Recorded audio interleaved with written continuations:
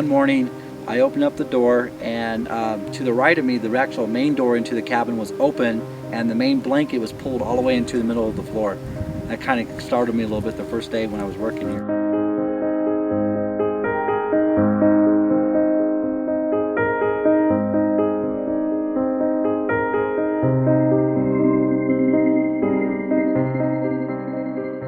Welcome to Leadville, Colorado. We have brought our team up here to investigate one of Colorado's most historic figure, Baby Doe Tabor. A woman with such incredible beauty that every man wanted her, but every woman shunned her. She died on the floor of her cabin in 1935, and we're here to find out if any of her history Is still walking around.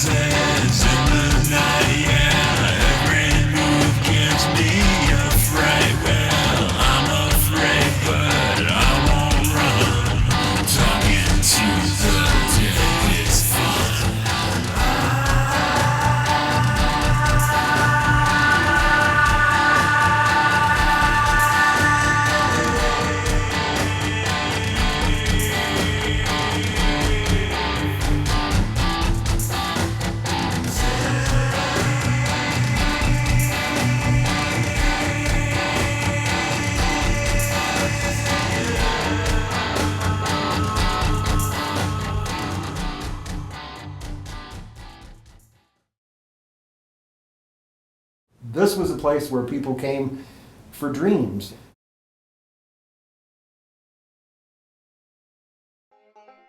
The legendary frontier town of Leadville is a destination to visitors from all over the world. A high mountain valley nestled amid snow-capped peaks, Leadville is the nation's highest incorporated city at 10,200 feet. In 1860, Abe Lee discovered gold in an area in the extreme western territory of Kansas called California Gulch. This placer gold, as it was called, was found above ground in gravel deposits. Word spread quickly, and soon prospectors from all over the country were headed up to this new El Dorado. The gold rush brought in thousands of well seekers to the camp, which later became known as Oro City. One such man was Horace Austin Warner Tabor. We're researching other places around Colorado, and we've stumbled across some things from H.A.W. Tabor, and it ties back to Leadville. Oh, yes. And that's what we want to find out is we want to know the history behind it, because we're finding buildings in Buckskin Joe. Mm-hmm. We're finding the fact that Mr. Tabor started the first investment into the old mining town of Whitehorn, Colorado. And then up here in Leadville, and it ties to the original Buckskin Joe over by Alma. Mm-hmm. And we want to know the history behind the Tabor family, how he came to be, how long they were there at the height of their richness, I guess is for a better word, and then what happened to them, and then how can we have two different Mrs. Tabors? It's a fascinating story when you consider that the Tabor story takes up 105 years. He was born in 1830, and the second Mrs. Tabor died in 1935. So it's 105 years. He was born in Vermont in 1830, and Vermont was the first state in the country to abolish slavery. Because of that, he had a strong abolitionist background, and that's what led him eventually to Kansas. Because at that time, Kansas was going to be admitted to the Union sometime, and the concern was it going to be a free state or a slave state? And because he was an abolitionist and very politically minded, he decided to try his luck out there to be a homesteader. Then he went back to Maine and married Miss Pierce, who was the third daughter of a man who he worked for in the stone quarry in Augusta, Maine. She was named after her hometown. Oh, okay. Augusta Louise Pierce. She was 5'6" and very frail. They were surprised that she lived this long. And when she met Mr. Tabor, she was 20 and he was 23. And he was 6 feet tall and weighed 180 pounds, which was large for those Pretty good days. sized guy. And in good shape, too, because of his stone quarry work. He had a bad habit, though. He liked to drink and talk politics and fight. So if they were to have a future together, young Miss Pierce made Mr. Tabor promise he'd not do that anymore. So he kept his promise, at least while he knew she was around. And eventually they got married and went to Kansas. Their son was born 3 weeks premature to a very unhealthy young lady. And between their work on the farm, they spent a couple years there while he dabbled in the Kansas legislature. And then the rumors of gold being discovered near Pikes Peak in the western part of Kansas Territory attracted him. Soon news of the gold rush reached the Tabors, and in May of 1860, they packed up their meager belongings and set a course for California Gulch. He suggested she go back to Maine, and she said, no, I'm with you for better or for worse. So you can imagine, before interstates, before railroads, before any of that, here's this lady traveling with her husband for about 13, 14 months, up and down the front range of Colorado, into the mountain areas, eventually over the pass that they create with the wagon train, up the Arkansas River Valley, and eventually they come to Leadville, to Oro City actually, the predecessor to Leadville, in May of 1860 with those first 10,000 people. Upon arriving at the rugged mining camp, Augusta immediately made herself available for cooking, sewing, laundry, and anything else she could do to help the men out. All this time, this was a lady who had tremendous education and had to learn how to cook in Kansas. So she spent a good deal of her time cooking and baking and sewing and making soap and nursing a rather unhealthy child, taking care of miners, wherever they happened to be. She was always there to provide services for the miners as far as health and well-being, that kind of thing. Horace kept busy prospecting, running a small general store, and dabbling in politics. He prospected, and prospected not only for gold, but for votes, because he was the political man. Mining was not an easy way of life. Along with the obvious hardships of long hours, no money, and little food, one thing that particularly irritated the prospectors about this mountain terrain was the veins of lead carbonate that were found in abundance. It seemed wherever the men searched for gold, one of these veins would become an obstacle and hinder their progress. But they would eventually find their way around it and uncover a little more gold to keep them interested. Soon the supply of placer gold was depleted, and the once profitable mining camp was deserted.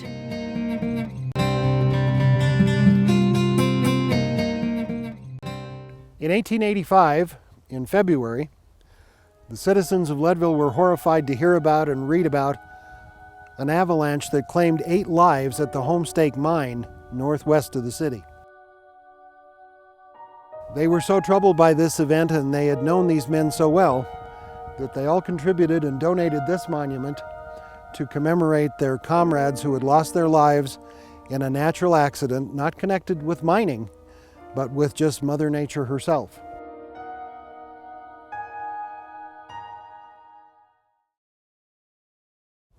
The interesting thing about this monument is that it's metal. There are 3 metal monuments in the cemetery, and this one happens to be the best preserved, particularly when you notice the inscriptions are clear, and even the smaller headstones that mark the individual graves that have the initials of the people who are buried here are also metal. They have granite bases, and the border around the monument is granite. So this was a substantial contribution to the memory of these fellows who worked hard, just like thousands of other men did, in the mining industry in inhospitable conditions high up in the Rocky Mountains near Leadville, Colorado.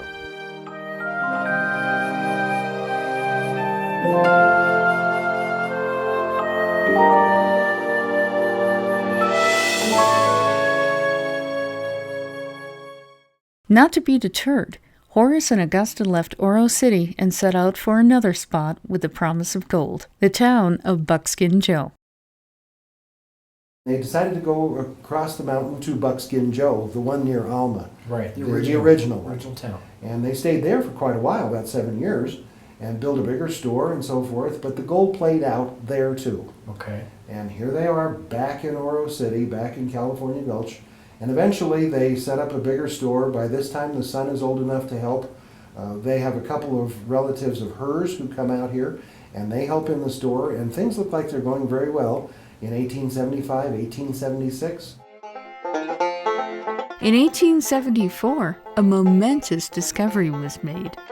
Those pesky veins of lead carbonate that so irritated the placer gold prospectors earlier contained rich silver ore. This was the beginning of the silver boom. That year there was a big announcement that there was a silver discovery around the hill from where the gold had been found. And so Oro City became kind of impractical to live in because that meant you'd have to go around the hill and up the hill to get to work. So they began to make a settlement here where we are presently, but it didn't have a name yet. Oro City was officially organized and appointed Leadville, named for the plentiful carbonate of lead native to the area. By 1880, the mining camp was producing so much silver, a more efficient way to transport the ore was desperately needed. A joint trackage agreement brought in the Denver and Rio Grande and the Denver, South Park, and Pacific narrow gauge railroads, which allowed thousands of pounds of ore to be moved, not only around the mining district, but throughout the state as well. Before the railroad, the only way to and from Leadville was a long, uncomfortable, and sometimes dangerous journey by stagecoach. In a letter written by a lady on the way to Leadville, she described her trip as rough. The stage had rolled over 6 times. All aboard! Passengers flocked to nearby depots to try out this new luxurious means of transportation.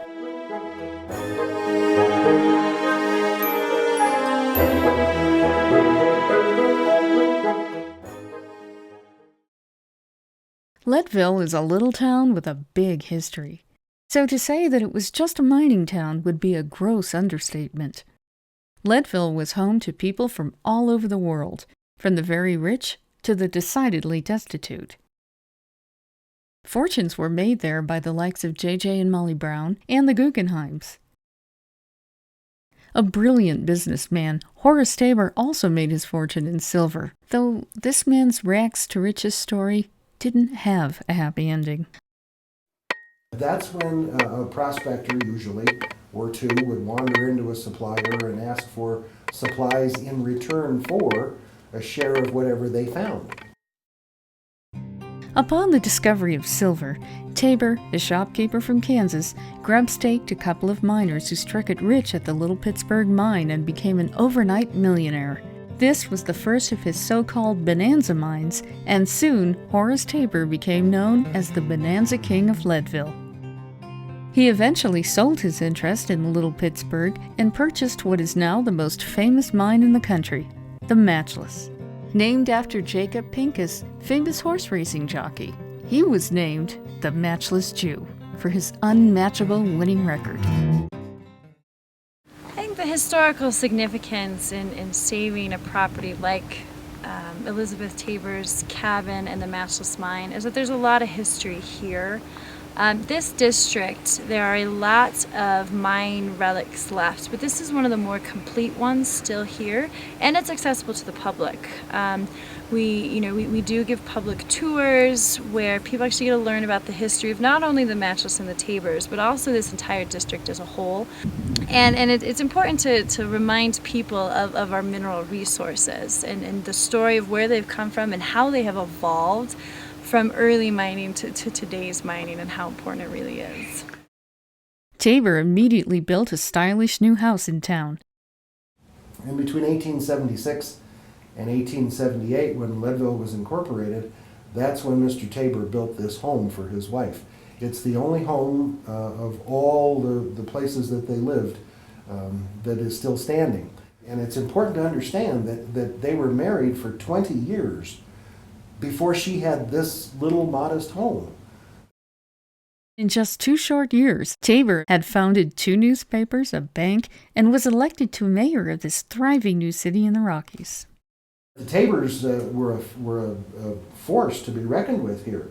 Mrs. Tabor, who is behind me on the left there, she looks like a strong-willed woman. And that strength, I assure you, comes from inside, not from the physical body, because she never really was healthy. But she was Leadville's first lady because he was the mayor, and she kept that title till she died because everybody loved her here, especially from the old days because she was generous. She took in boarders from the time they lived in Kansas on the farm almost until the time she died and lived in her mansion down in Denver. She eventually turned that mansion over to charity. Mr. Tabor was generous, but he was generous as long as he could put his name on it, or if he could get a vote out of it. Okay. But that doesn't mean he was greedy for, he loved the grand gesture. You know, if somebody needed a building, well, sure, I'll help, especially after he became wealthy. If you need it, just come to me and I'll be glad to do it. But in fact, the Tabor Grand Hotel here in Leadville, the last public building he built, he decided to help them finish it, the Leadville Hotel Company, because they ran out of money. And he agreed as long as they named it after him. Oh, When they built the Tabor Grand Opera House in Denver, they hung a picture of Shakespeare above the stage. And he walked in and looked at it and asked who it was. And one of the builders said, well, that's Shakespeare. He said, what do you ever do for Colorado? Take his picture down and put up mine. So that was the kind of person he was. I understand that. Oh, sure. Take care of your own. That's right. That's right. Leadville boasted a thriving red light district, even though prostitution wasn't exactly legal. It also had a great many saloons, which led Tabor to believe his town needed a bit of refinement. Right now we're on the stage of the historic Tabor Opera House that was built by Horace Tabor, Silver King. And it was built when he was still married to Augusta Tabor. And there was great need for a place of entertainment where families could gather. There were other opera houses, but they were more like saloons. And so there were gunfights and brawling. And the ladies couldn't get dressed up like they were used to doing in the East, and they couldn't bring their families. So when this was built, then it was a place where they could come and enjoy the best of entertainment and bring their whole family. This building has an Italianate design, and it's made of Portland cement and iron and brick. The interior walls are 18 inches thick and solid brick. So you know how well built the building was. And to realize that all went up in 100 days is just amazing. Opening night was not without its problems, however. The hanging of two outlaws that morning dampened the spirits of theater-goers. So many of the plush Andrews Patton opera chairs were empty. But the show, A Serious Family, along with a comedy called Who's Who, debuted as scheduled, and the Tabor Opera House became the place to see and be seen from then on. Can you tell us a little bit about the famous people who've been here? Yes, probably the one that most people recognize the most would be Houdini, and he used this trapdoor right here. So did Thurston the Great. John Philip Sousa was here. Buffalo Bill was here. Okay. And Otis Skinner, he played Hamlet here. Have there been any stories of unexplained occurrences?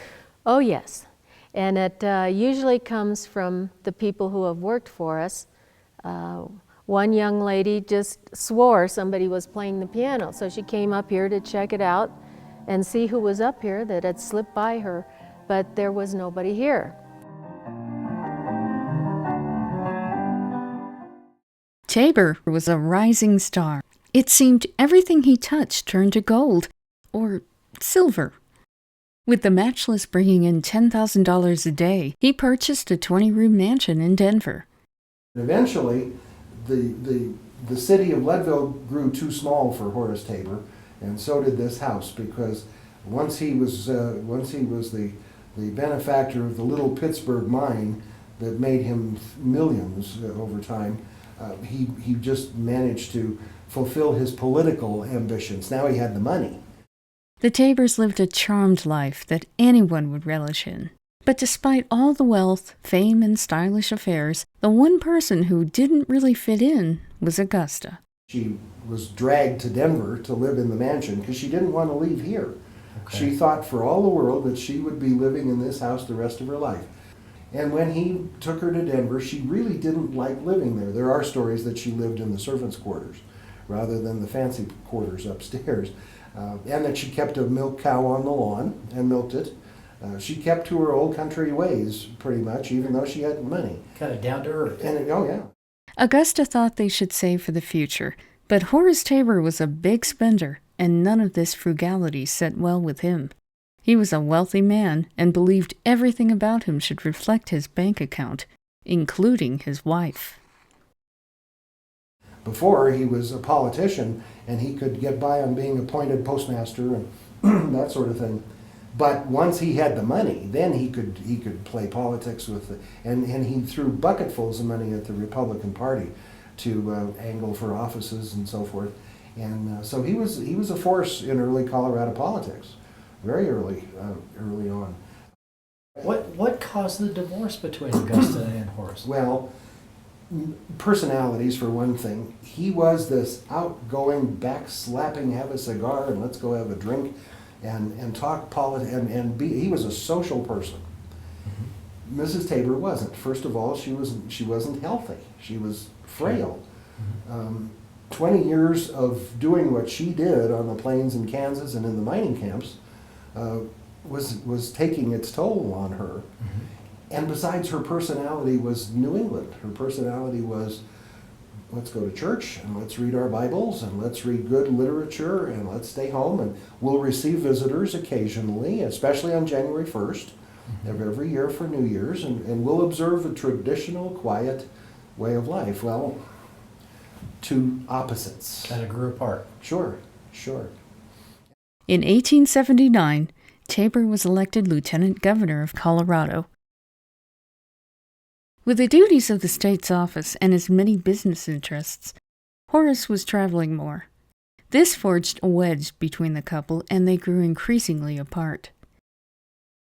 One of his favorite places was Central City, where he could mingle with people equal to his own social stature. It was there that he met the woman who would become the third piece in the most scandalous love triangle of the 19th century. He had business interests in Central City, and Mr. Tabor's older brother, John, lived in Central City. So it's not unlikely that Mr. Tabor would have gone over there to visit, do some business, and monkey business. He had been associating with women not his wife for quite a while. Okay. After the divorce, I assume? No. During? Before. Okay. That's So one of we the have things some that stories there. well, this has everything. Mrs. Tabor knew what he was doing. Even while she lived here, she knew what he was doing because he constructed a set of rooms, a suite of rooms for himself in the Tabor Opera House when he built it over here. Everybody knew what was going on, and of course the proper folks didn't say anything. The newspapers did, and accused him of being a Mormon because he had several wives here and there. Journalism is mild nowadays compared to what it used to be. If somebody had a target, man, and you had some newsprint. We've noticed that going through old newspapers and the archives, researching things, there's some vendettas. No kidding. Unbelievable. Uh-huh. Elizabeth Bondule McCourt was born in 1854 to a prosperous Oshkosh, Wisconsin family. Her father, Peter McCourt, was a prominent clothier and benefactor of Oshkosh's Grand Opera House. Her nickname was Lizzie, but her older brother affectionately called her Baby. By the age of 16, she was named the Belle of Oshkosh and was pursued by many young men. But the one who caught her eye was a man by the name of Harvey Doe.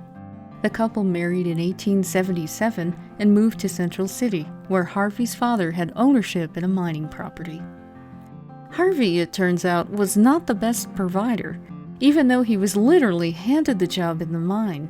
He was a lazy procrastinator who drifted from job to job and town to town, which inevitably led to financial and marital problems.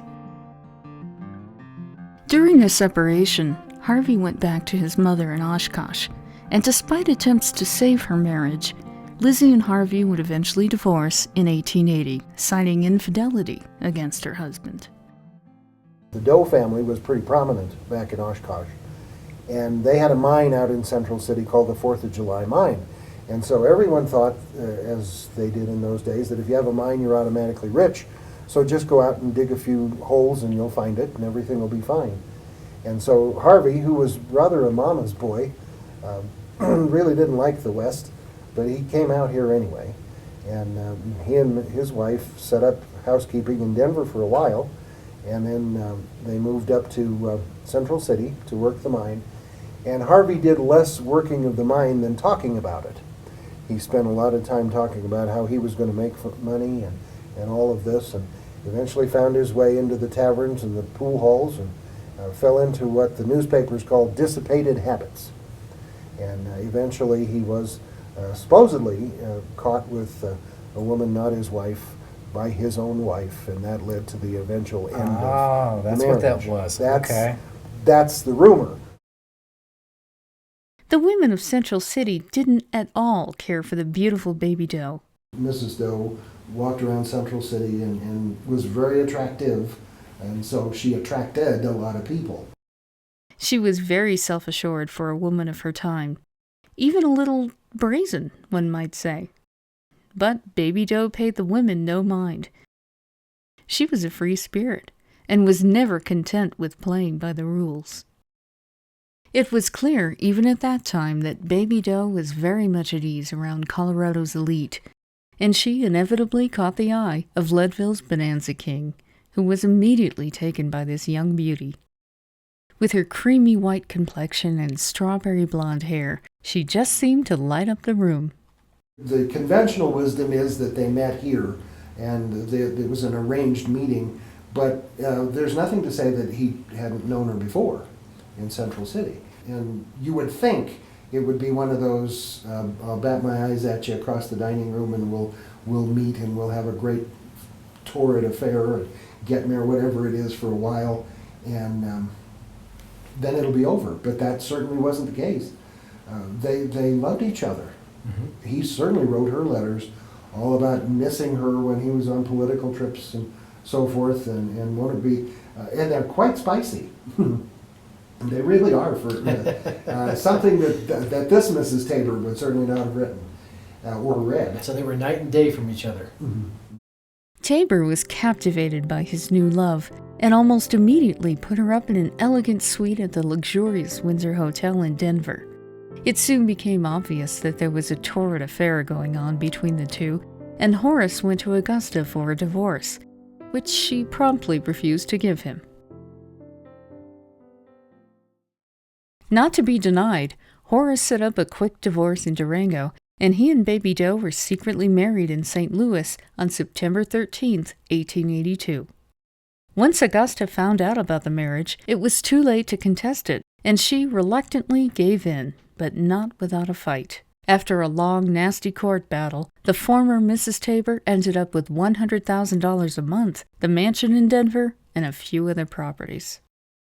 After finally receiving the legal divorce he so desperately wanted, and finishing up an interim 30-day senatorial appointment, a legal and public wedding was planned in Washington, D.C.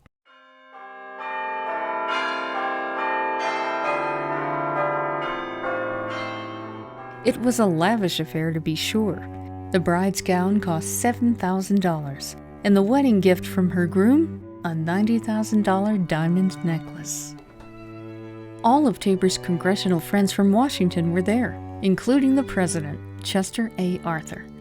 But as elaborate as the occasion was, none of the wives, not even the First Lady, attended such a disgraceful event.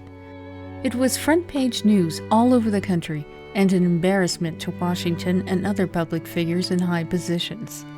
And to add insult to injury, everyone thought the new Mrs. Tabor a gold digger. They were sure she would leave Horace without thinking twice. Everybody thought that the money was going to run out, and so would the second wife. But that, of course, isn't the case. The wife stays with him. The first 10 years of married life for the Tabors were bliss. They moved to Denver. The mines were all producing. Horace had built his wife a block-long mansion. Baby Doe gave birth to 2 children, both girls. Elizabeth Bondule Lilly in 1884, and Rosemary Echo Silver Dollar in 1889. And being the generous man he was, Horace gave the city of Denver what Leadville already had, the Tabor Grand Opera House.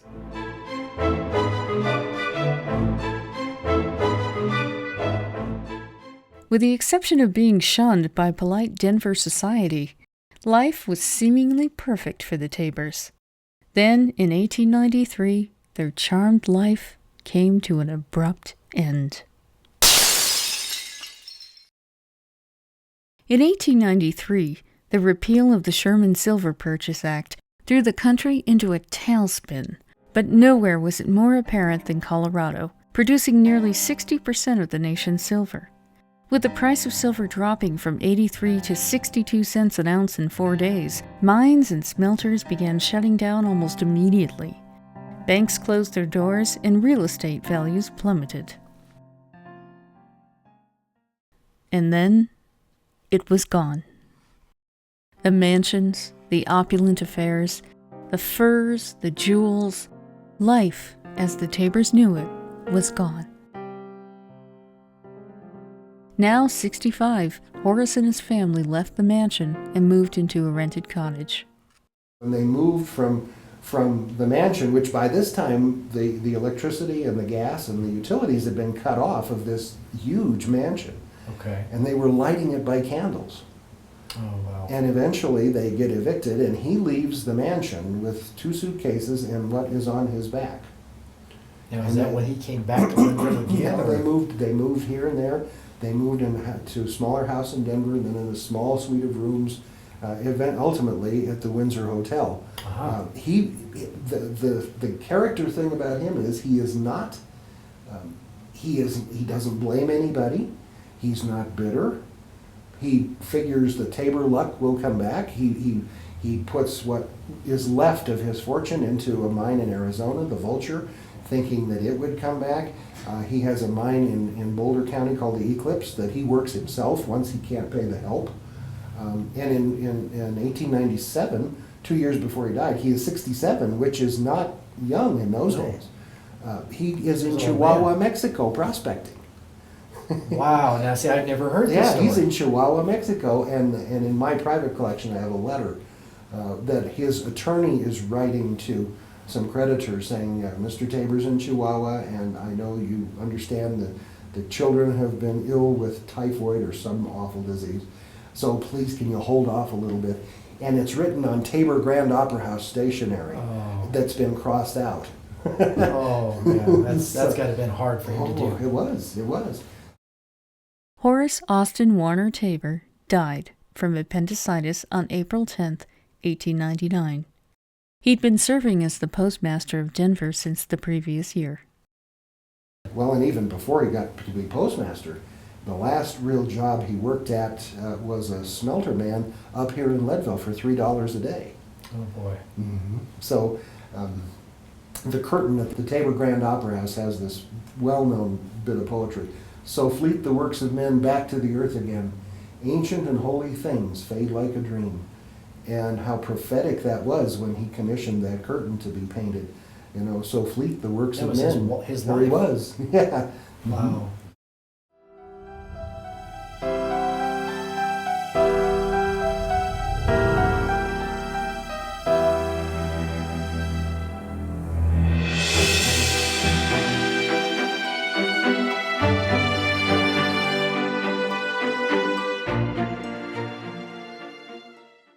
And then, of course, when he died, Mrs. Tabor took the children and eventually moved from one place to another. They have several addresses in Denver. They spend a little bit of time in New York, although I can't figure out why.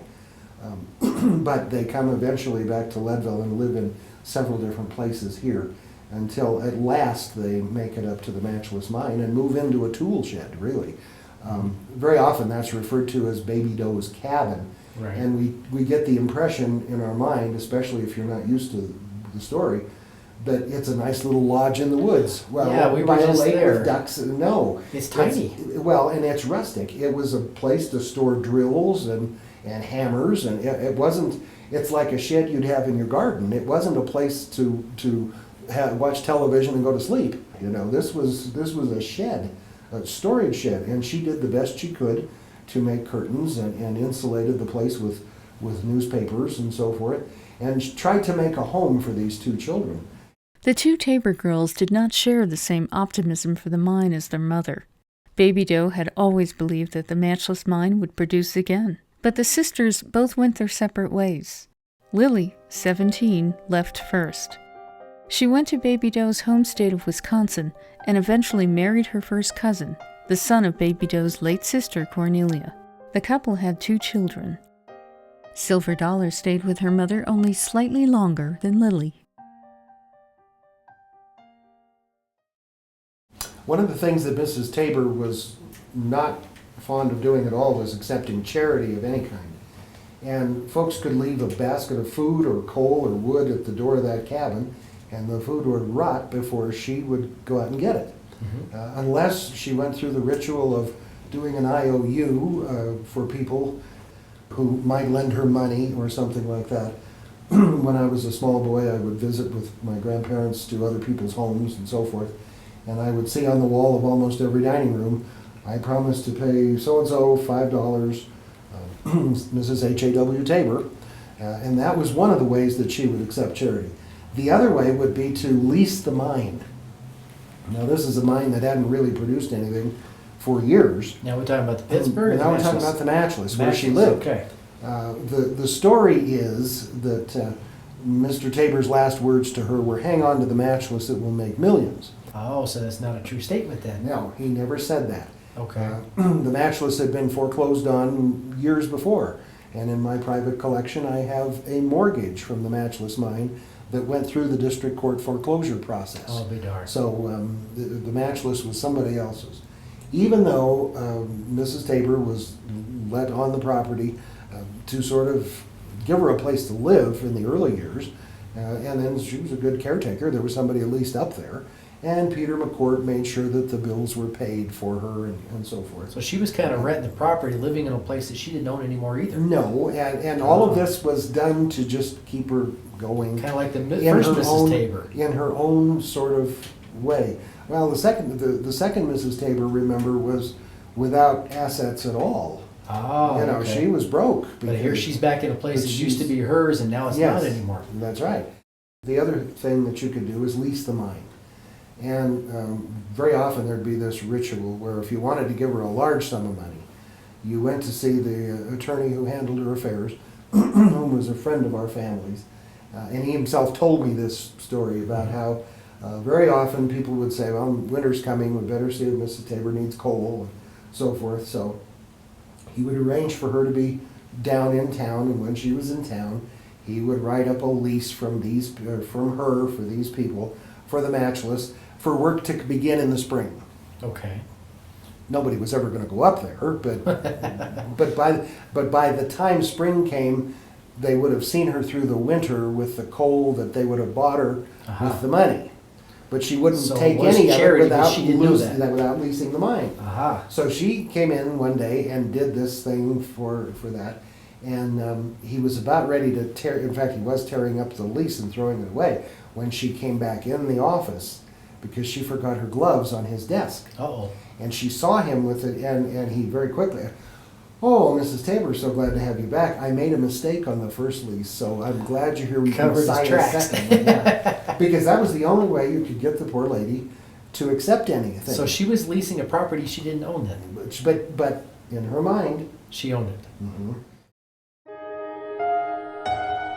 For 35 years, the woman known to all as Baby Doe Tabor held a lonely vigil in the tiny one-room shack, eating her rationed food and in the harsh Colorado winter, keeping herself warm with the only source of heat she had.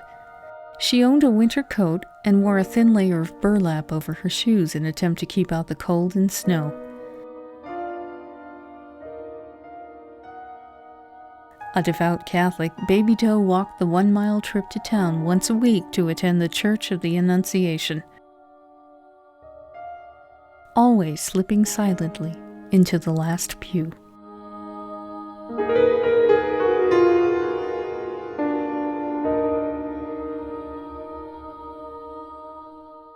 Becoming a recluse over the years, Baby Doe allowed only a certain select few into her home.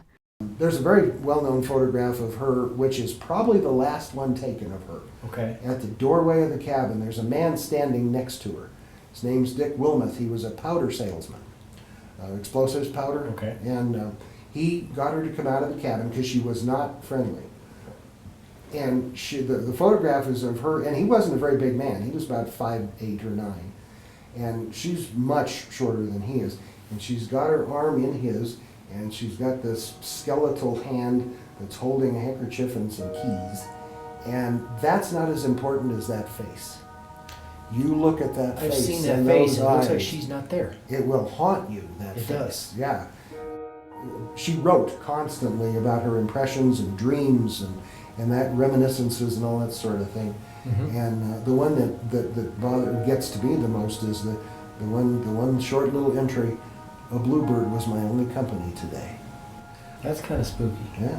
Now, and I encourage anybody who goes up to the Matchless Mine, when you get out of your car and turn it off, no matter what the guides rush up to you and try to tell you, or whatever anybody else, just listen to the quiet. And imagine what she went through season after season, year after year It had to have been deafening. of that. That's right. That's right.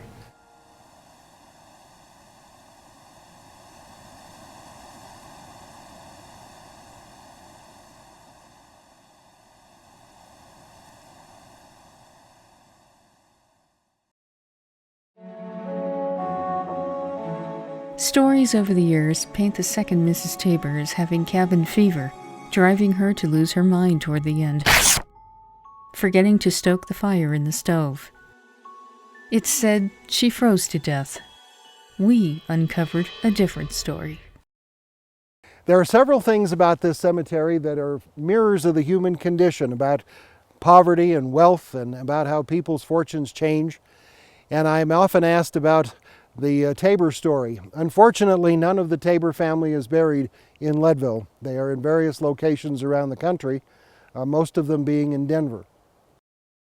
I do, however, have the privilege of keeping the birth and death certificates for Lake County, Colorado.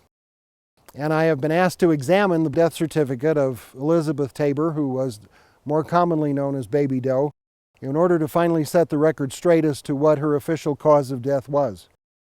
I examined that this morning and can relate to you that the official cause of death was acute myocarditis. And for those of you who are not medical folks, myocarditis is defined as an inflammation of the heart muscle which can be brought on suddenly by a viral infection, and it leads usually to heart failure. That was Mrs. Tabor's cause of death, not frostbite, not freezing, not hypothermia, or any of the things you might write or read in the newspapers or books written about the situation. Mrs. Tabor died of heart failure.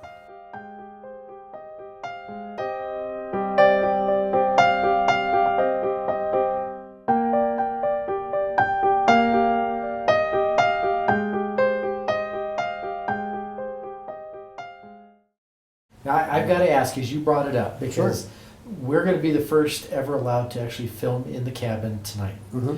And you mentioned the word haunting. I have to ask, and of course I do this with all due respect, Mm-hmm. and we've heard the stories about what goes on in the cabin at night. What is your personal opinions? I mean, what do you think? I can't say that I have ever seen anything myself. I've heard all of the stories and so forth. But I wouldn't hesitate a bit to think that there are three restless souls who would like to find their proper place in the universe, and those three are Horace Tabor, Augusta Tabor, and Baby Doe Tabor, Because they're all tied to that mine. well, and it's also it's such a sad story because they all were good people.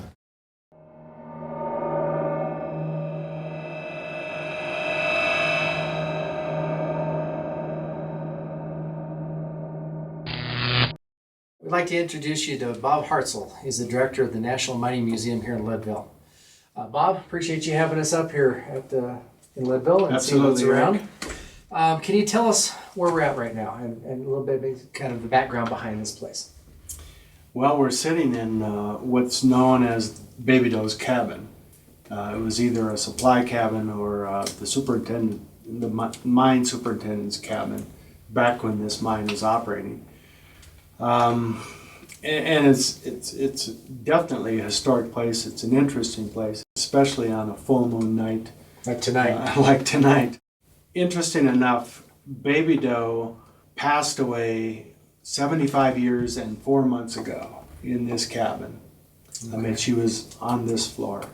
And a lot of people thought she froze to death, but she either had a stroke or a heart attack and then ended up on the floor and then froze as a result thereof. Okay.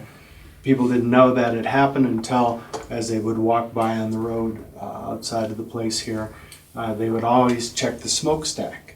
And if there was smoke coming out, they knew Baby Doe had stoked up the stove and she was keeping warm. On that day, there was no smoke coming out of the stack. They knew something was wrong. They knew something was wrong. So they came and checked and found her on the floor, expired. And like I say, that was 75 years ago. So this is the cabin that she lived in for 30 plus years by herself, almost like a hermit. Right. When Doe Tabor died in 1899, it was within about a year she moved up here. And she lived here until 1935, and that's when they found her. So yeah, she was here for 35 years.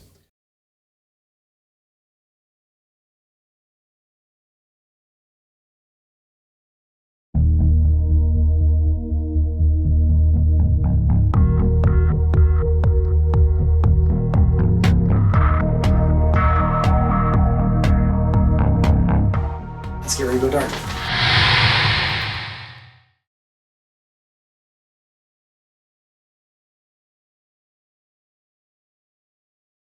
We would really like to be able to meet you. I understand that we were supposed to make an appointment with you, but we didn't know who to call. We had some activity earlier that you were kind of interested, whoever is here, in what we were doing. We are here in full respect. We're not here to harm you. We would like to talk to you. We'd like to know your presence if you are here and who you may be. Miss Tabor, if it is you that's with us tonight, could you make that device light up to red? Is it a different person that's with us tonight and not Mrs. Tabor? Are you by chance Augusta Tabor?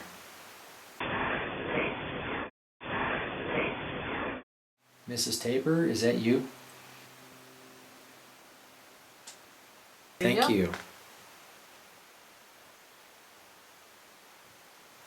Can you turn that off now for us? I'm too excited. Thank you. You're unhappy? Can you tell us why you're unhappy?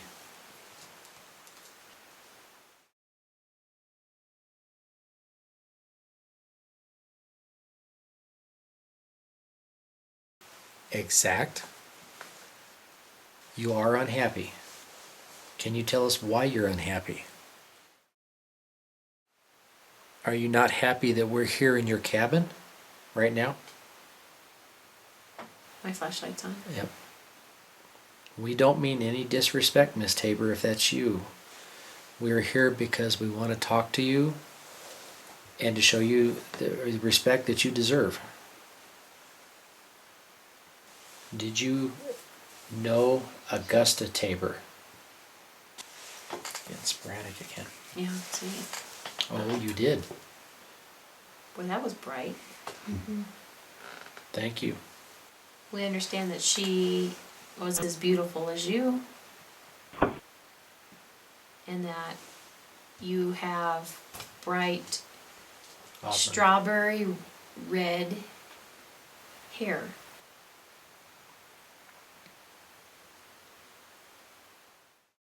Mrs. Tabor, I've seen your wedding dress.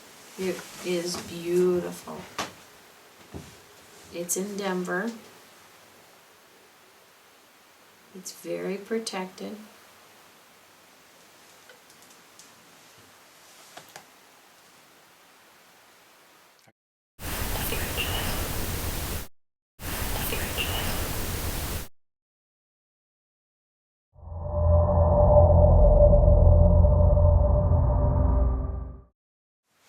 Do you know you've passed on, Mrs. Tabor? I got a heart. What year did she have her heart attack? Heart attack, it was 1935 in March. Mrs. Tabor, is it 1935 for you still? Or is it 1936? Do you want us to leave, Mrs. Tabor? Okay. Why, Mrs. Tabor? Could you tell us why you want us to leave? We're not here to hurt you. We're not here to harm you. We just wanted to meet you. It's like she's yelling at us. Yeah. That gave me goosebumps. We just feel bad for you. So much more to this life for you than this cabin.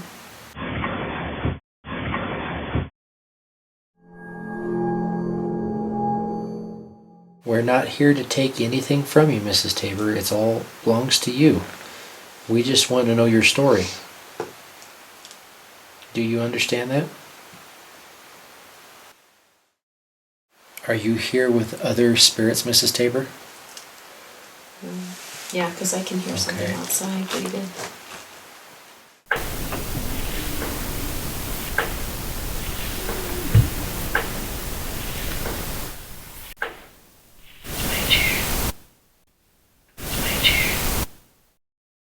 Bob, can you tell us some of the items that are in here that are inside this old cabin where she's lived for so many years? I mean, do you know what's original? What's been recreated? I mean, what's the story behind what's in here?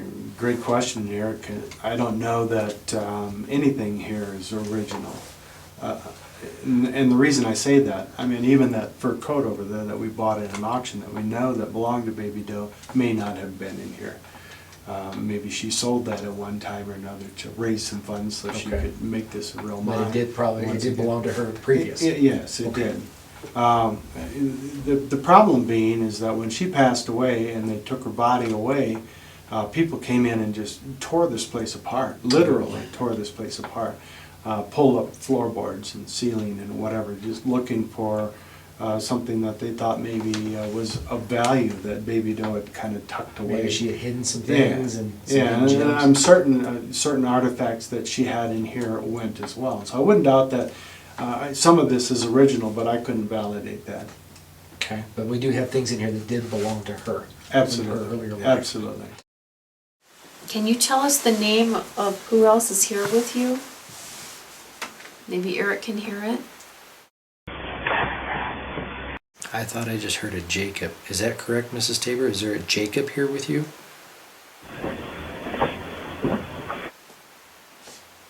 I wish you could tell us how you know Jacob. After divorcing Harvey, Baby Doe, as she was known in her early days in Central City, found solace in a good-looking Central City clothing store proprietor named Jacob Sandalowski. Although, like many Jewish immigrants, Jacob changed his last name to something a little simpler, Sands. He was strikingly handsome, with dark curly hair and bright blue eyes. Jake was a good friend to Baby Doe. He helped out with her expenses and was always there for her. In fact, some wonder just how close the two actually were. The biggest surprise out of this whole investigation, besides learning about silver and everything about Mrs. Tabor, was a gentleman by the name of Jacob Sands. That was the biggest surprise we've gone into yet to date on any of our investigations, I think. When we got the name Jacob on the audio through an EVP, and not knowing who he was, we had no idea what we were about to find out. We're in the cemetery with the judge, interviewing him. One of the tour guides comes through, and I grabbed him. He'd been there the day before while we were setting up for the investigation. I asked him, who the heck is Jacob Sands? Have you heard this name before? We got this last night. And the tour guide says, yeah, I know exactly who this is. This is Mr. Jacob Sandalowski.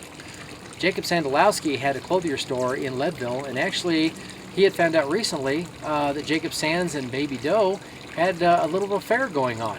We started delving into this and finding out the documentation about where he was and what years. We ended up finding all the history about Jacob. Found out that he had stores in Cripple Creek and he had stores in Aspen. He ended up being a miner in Arizona, dying of old age after the turn of the century, and actually had a son that was living in California. Jacob Sands was a huge experience for us. Where did Jacob come from? Well, his family came to New York from Poland, when Jake was 16. He was born on Christmas Day in 1861. And his family emigrated over here and almost immediately became involved in the clothing trade. How he ended up to be in Leadville, of course, was Leadville was a mining town. And before that, he was in Central City and in Idaho Springs and other places. And then from here, went to Aspen and other places. Yeah, we found records of him in Aspen and had a store in Cripple Creek also. Mhm. So, and usually we found out a lot of times he was associated with the opera houses in that area. Many opera houses were constructed with business fronts. In order to help pay for the building, they had to rent out these things. You couldn't just simply have a big shell there with a stage and some seats on it empty 90% of the time and expect to recoup any money. So a lot of these buildings were built with the stage in the back or on the second level, and then the businesses would be on the frontage of the streets, and the clothing stores or general merchandise stores would be in the front part of the opera houses. Jacob, are you here by the table? There we go. Okay. Thank you very much for coming to see us.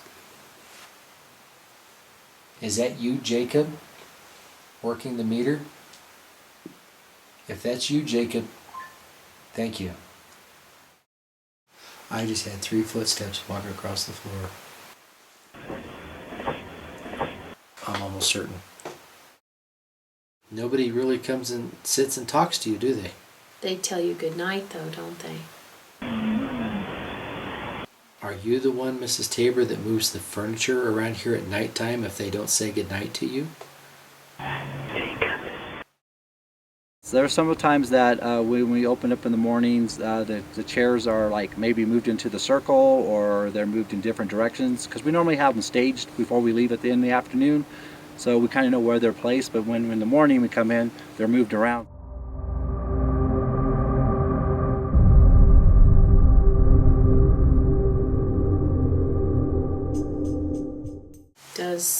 What was it, James?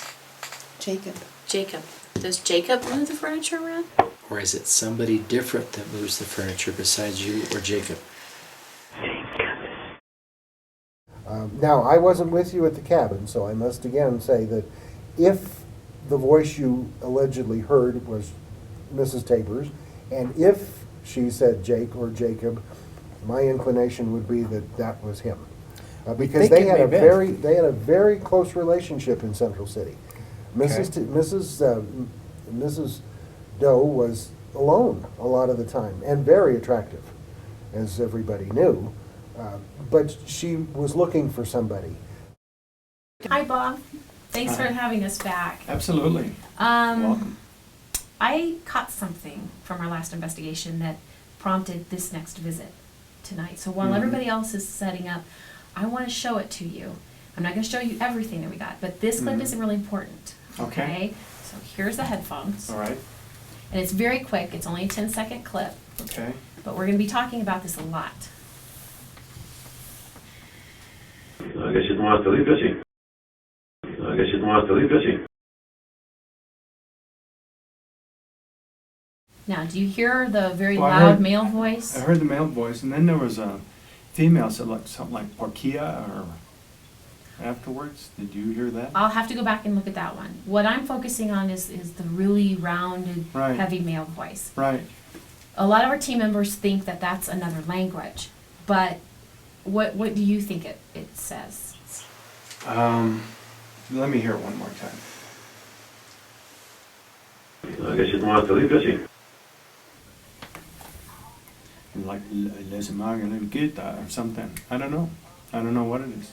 I don't know, but none of us here sound like that. Right. One of the other things that I want to talk about quickly is we got the word Jacob.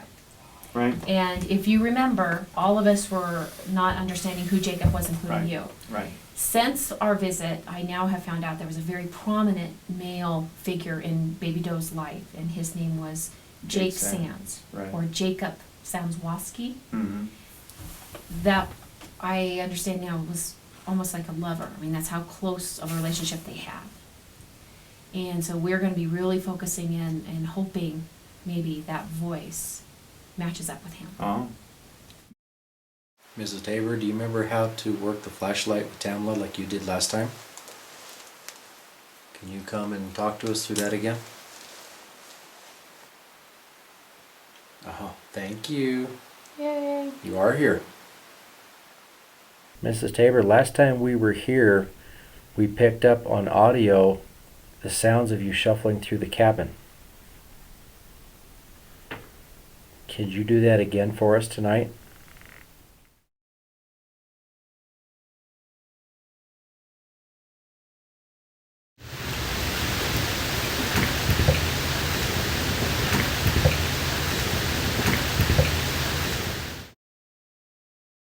She didn't accept favors. Right. Absolutely. I understand you didn't need any favors, right? We're gonna go and visit your opera house tomorrow and take some pictures. You remember the opera house? Nothing.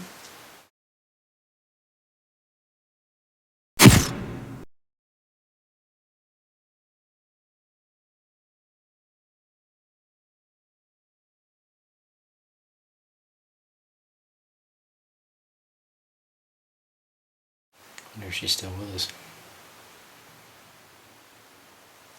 Baby Doe, you still with us?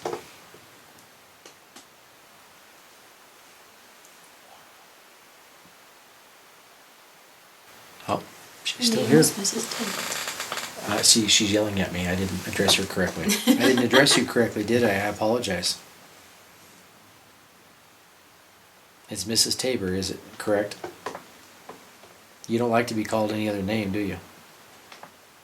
Okay, I apologize. I won't call you by the other name.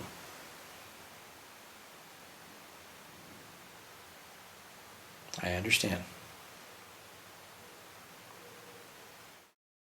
Did you have a favorite place in the opera house that you like to sit? She doesn't like to talk about the opera house. That's what I'm figuring out.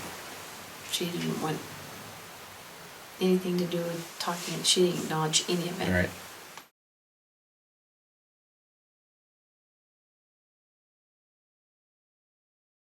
Once in a while, is Mr. Tabor here with you? Once in a while? He comes and visits you? That's interesting, huh? That's very interesting. In the investigation, here we're all sitting there, and Baby Doe clearly doesn't want us there. Okay, she's wanting us out until we mention the blacksmith shop. Are we going to the blacksmith shop, Bob, or no? Are we doing anything down there? That's up to you guys. I don't know, we sure got a lot happening right here. We could, Yeah. Do you want us to stay here, Mrs. Tabor? I thought you wanted us to go.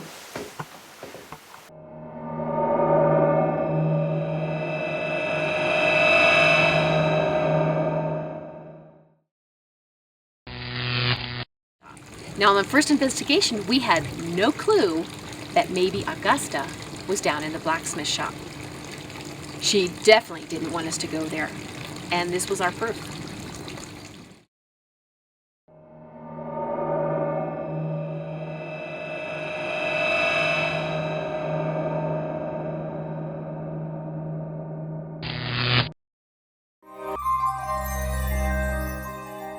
Initially, we were up in the cabin for the investigation, and not a lot was going on at that point, so we left the rest of the team up there, and three of us, Ryan and Sharon and I, went down to the blacksmith shop, and we wanted to see what we could find down there. So we're sitting there, and we have the flashlight set up. So we started asking questions, and the flashlight immediately started going off, on and off. And we asked who it was, and we had to go through the list of names. Is it Mrs. Tabor? Was it Silver Dollar? Was it Lily, their other daughter? Or we finally got to Augusta. Is it Augusta? And that lit up like a beacon. So Augusta was actually down in the blacksmith shop with us. And she seemed to really like Ryan because she just warmed right up to him. She would answer a lot of his questions. So my name's Ryan, and I'm with Sharon and Michelle tonight. And we're here to meet whoever is here. You know you're here. It's wonderful you turned that light on. Is there any way you could turn it off for me? Thank you.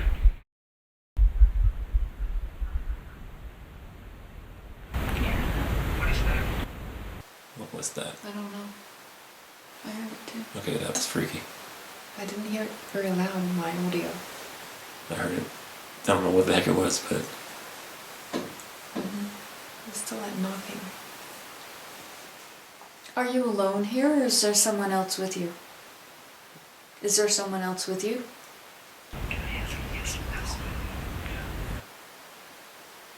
If you're alone, can you turn the flashlight on for us on the floor?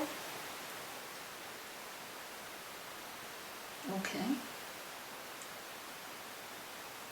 If you're alone, can you turn one of the flashlights on?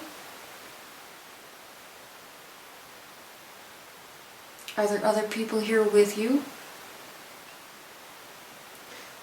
Are you a man?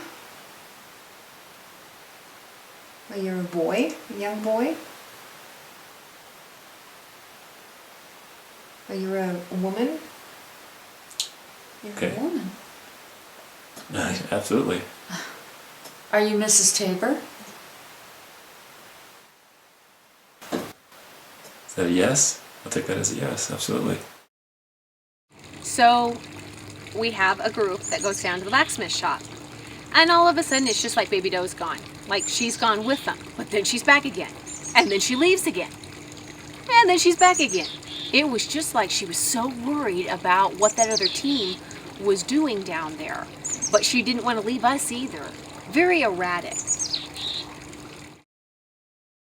Are you hiding out here because there's too many people in there? Are they making you angry with the questions they're asking? Because we will not ask those questions. Mile and standard and I'd and owner, I just in the last 30 seconds. Owner, were you the owner of this place? Mr. Tabor was the owner, wasn't he? I believe so, yeah. And Mrs. Tabor, yeah. And Miss Tabor, yeah. Thank you. Is this Miss Tabor? What if it's Mr. Tabor? That's good. I think it's like Miss Tabor. What was her first name? Oh, Augusta. Augusta. Is this Augusta Tabor? Augusta, if this is you, can you turn the other flashlight on up on the equipment, on the machine? Very honored to meet you as well. Oh, yeah. Miss Thank Augusta. you. Augusta. My pleasure to meet you. Once we found out it was Augusta, why on earth is she hanging around in the blacksmith shop? That's just weird. Definitely an honor. We've read all about you in books. You're very well known and very respected. Very strong lady. Yes. There's a plaque about you in the museum I was reading today. I was amazed at the strength you had and how you were one of the first women to actually be hands-on working a mine. That is so amazing to me. Community. You are very, very well respected and loved in this community. By so many people. She wanted to make sure the children had Christmas presents. She wanted to make sure that people without homes had a place to live. Are you happy that we've come to talk to you tonight? I bet there's not very many people that come and talk to you. Are you glad that we're here to talk to you tonight? We sure are. Yeah. I'll take a knock as a yes. I just got post. Well, she was Postmaster with her husband. her husband, Mr. Tabor. Tim was a postmaster. Is this where you spend most of your time, Mrs. Tabor? Do you like it here in the blacksmith shop? No? Okay. No, this is not a very, very good place for a lady to be. It's dirty and, you agree? Tough lady. You are amazingly strong. Do you feel like you're stuck here at all? Are you trapped here? It really is your mine, isn't it, Augusta?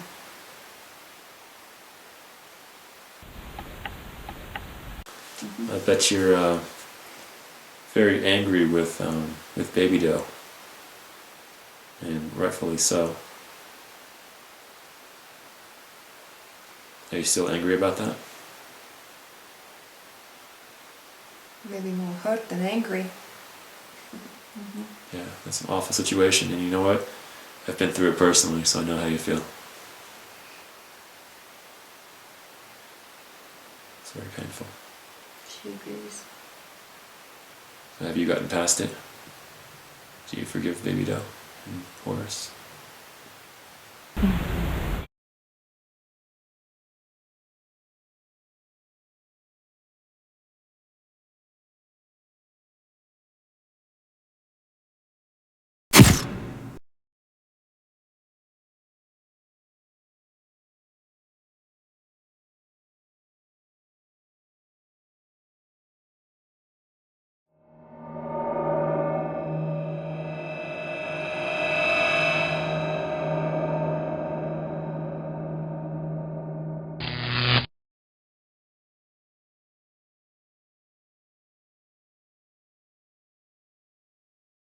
Mrs. Tabor, please come and talk to us. I know Greg would really like to meet you. Whoever's with us here tonight, please don't be afraid of us. We're not here to harm or hurt you. We're here out of full respect. Ask you please come forward to us and help us get some questions answered. We really could use your help. Please make your presence known so we may be able to understand the old history that's here. Either Jacob or Mrs. Tabor. We would really like to talk with you one last time.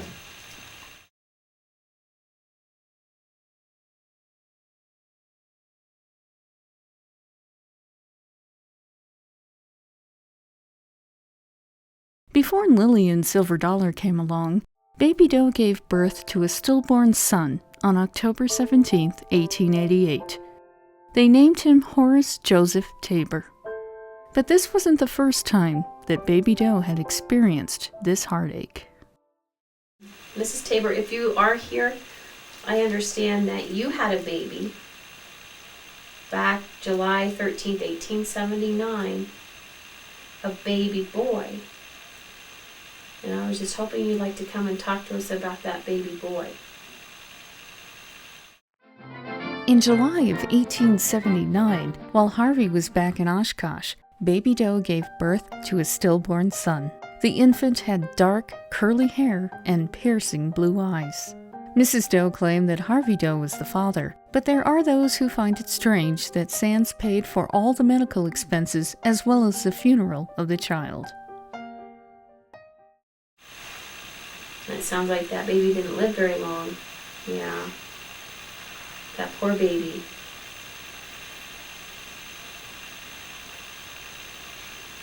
We feel really bad for you, that baby.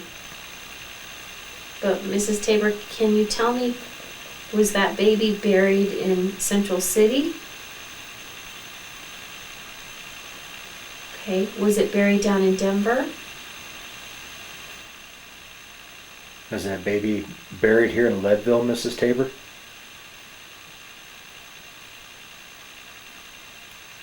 Should have been. How about in Black Hawk? Nevadaville? What was that? Mrs. Tabor, could you please tell us on Tamla's machine where that child is buried? It's a huge mystery right now. There's no records of where everybody is buried in Central City in that area. We tried to find your baby's grave and could not find it. We are actually sitting on the first cemetery in Central City. This was Winnebago Hill. It ran all the way up to 6th High Street because this was undesirable property. Nobody wanted to build here. Then all of a sudden, when all the rest of the land started filling in, somebody built a house. Well, first one came in, then another, then another, then another. And that's when they built City Cemetery.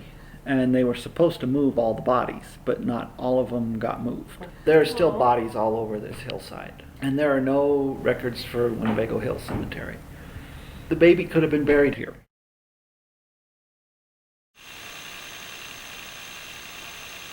Mrs. Tabor, are you still here? She's gone again. This is like last time. She was here and then gone. Here and then gone. Oh. So you're still here? Oh, that's good. Mrs. Tabor, I'm going to ask you a question that absolutely is none of my business. But was the father of that baby, was that Jacob's or Harvey Doe's? Was that baby Harvey Doe's?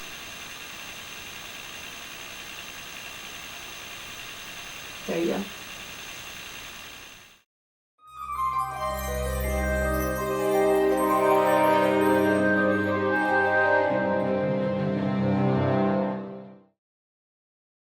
No one ever knew much about the incident, and the only clue Baby Doe left was a handwritten note in her scrapbook. With dried flowers placed carefully around it, it simply said, "My baby boy, born July 13th, 1879, had dark hair, very curly, large blue eyes. He was lovely." There were also intimate notes found in her scrapbook after her death, from Jake. One declared, "My darling love, I remain yours and ever, Jake." A portion of another said, "Hope to hear from you by return mail. I remain yours and ever, Jake." But it wasn't until she caught the eye of millionaire Horace Tabor did she know what she really wanted. Central City was a bustling mining town in the 1860s, so it was commonplace to see the mining moguls walking on the same streets as the miners they employed. There was something for everyone, from saloons and brothels for the hard-working miners seeking recreation, to the brand-new opera house where the upper crust could enjoy themselves and mingle with their own kind. Self-made millionaires like Horace Tabor. Okay, the other question I have for you, hopefully it's okay if I ask, but we have all wondered where you met Horace. Did you meet him in Central City? Did you meet him in Nevadaville? Nevadaville. Did Horace's, oh wait a minute. She's telling us the whole story about it. And I can't hear it. Did Jake introduce you to Horace? Did Horace's brother introduce you?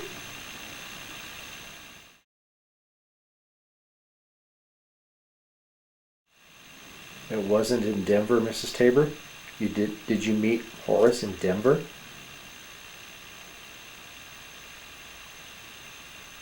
So you're telling us it was definitely Nevadaville.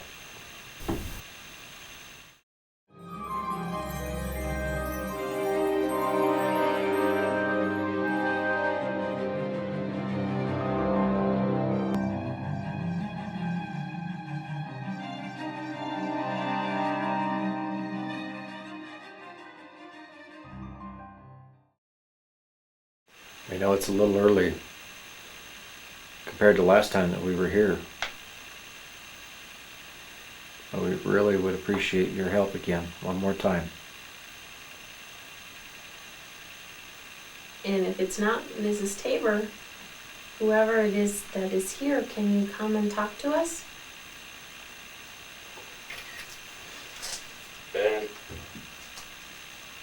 Ben, B-E-N, as in the name. Ben, if that is you, did you work here at the mine? French. French. French.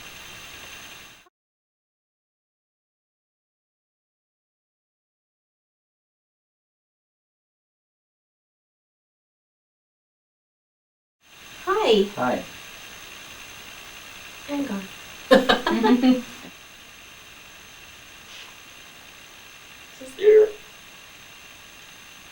It's 2011 for us.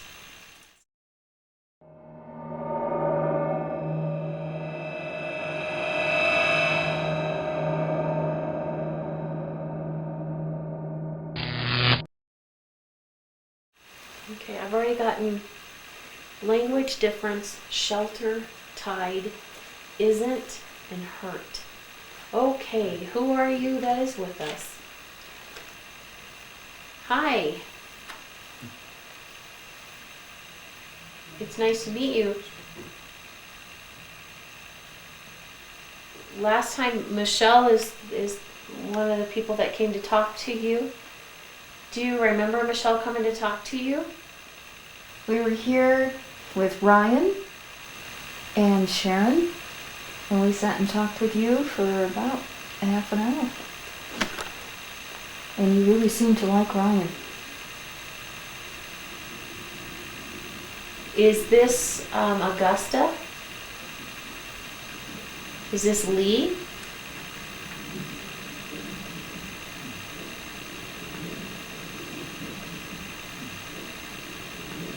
I don't know who Lee would be.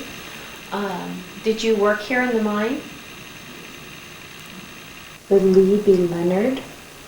The nickname for Leonard? Who would that be, guys? Leonard was the one guy who was hired by Mr. Tabor to do the pumping all the water out of the mine. Who's the mine manager? The mine manager, yeah. Can you go ahead and turn that flashlight off? We're not going to go anywhere for a few minutes. Thank you. Is there anyone here named Leo, by chance? We don't know many of the names of the workers, though. Leonard is probably the only one, because the Leonard shaft was named after him. He's agreeing with you. Did you work in the Leonard shaft?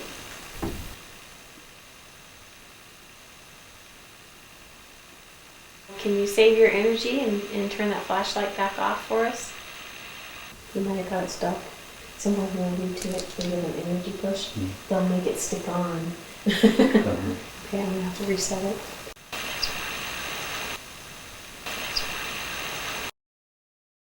Is there anyone here tonight who would like to come talk to us? See what I said. Are you busy? You're busy and we're interrupting you, aren't we? We're in a different place than you, a different time. Do you understand that?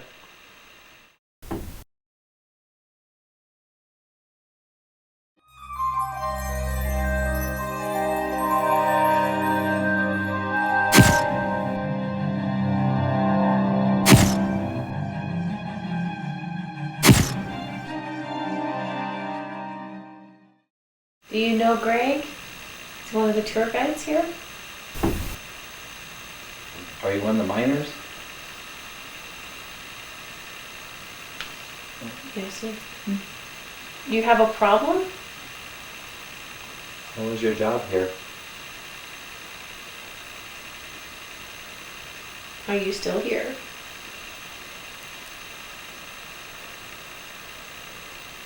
Are there more than one of you guys tonight?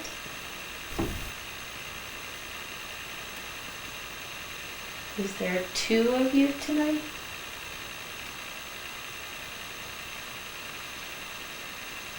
If you could help us, we could kind of give you some credit here.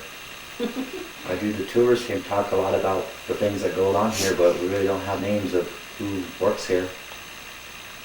Like the hoist operator, who was the asher assistant. Even though we don't even know the name of the blacksmith. Are you the blacksmith? Can you turn the light out? Just so I know that there's not a problem with the flashlight. Thank you. Just in case. So did you do a lot of different jobs here? Were you involved with the Matchless? Or were you just hanging out?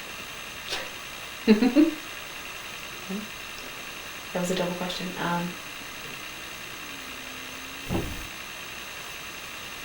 What was your problem? Did you get injured here? Or Slightly.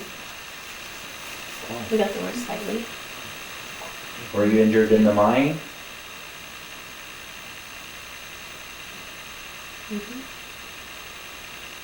11. Are you one of the powder monkey boys that worked here to handle the dynamite? Because the age between 9 and 13.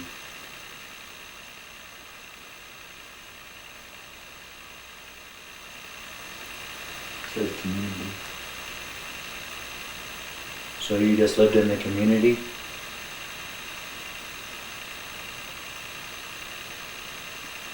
Did you know Mrs. Tabor? Mrs. Elizabeth Tabor?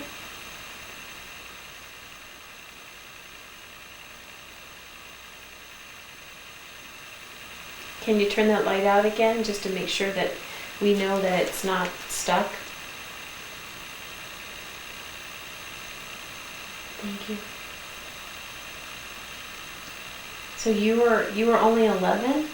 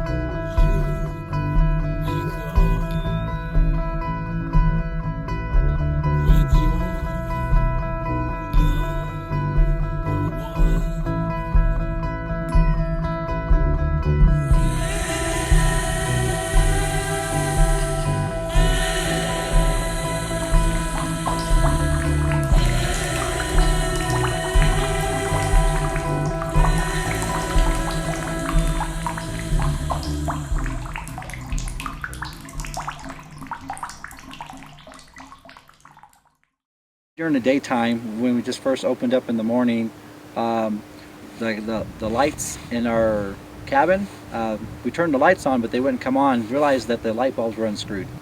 One thing that was interesting about with the light issue is that Mr. Tabor actually started the Denver Power Company. Before he passed, he never got to see the full company develop. But then later on, when Mrs. Tabor moved up here to Leadville back into the cabin, Mr. Mullen came up here and was telling that they were bringing power into the property up here, and Elizabeth Tabor said that nothing in this world is for free, so she did not want power in the cabin, so they decided to put the power into the hoist house.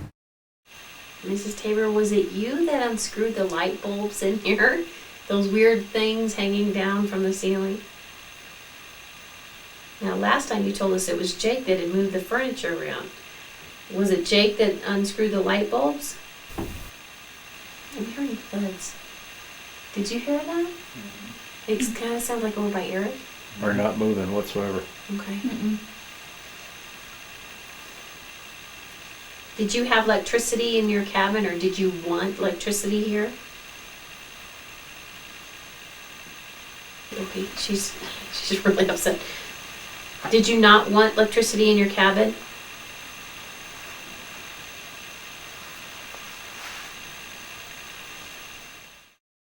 So I believe a little bit probably she didn't like the idea that we have power in the cabin now. That's probably why maybe the lights are getting burned out or the light bulbs are getting unscrewed. Mrs. Tabor, did you know what happened to you on your last days in this cabin? On a cold March day in 1935, no smoke was rising from the little cabin on the hill. Elizabeth Doe Tabor had died. You know, I think she spent so much of her time here that you know, she was very attached to this property. In life, she was, I mean, this is where she came to live out the rest of her life after Tabor had died. On the day Elizabeth Doe McCourt was born, no one could have imagined the wealth, power, scandal, and anguish that would surround her life. Not even Baby Doe herself could predict how much her life would shape Colorado history.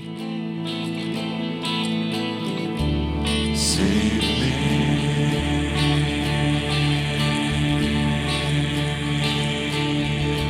Slowly rounding away from here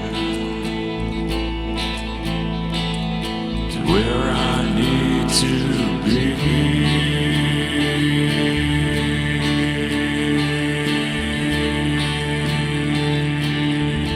Still I wonder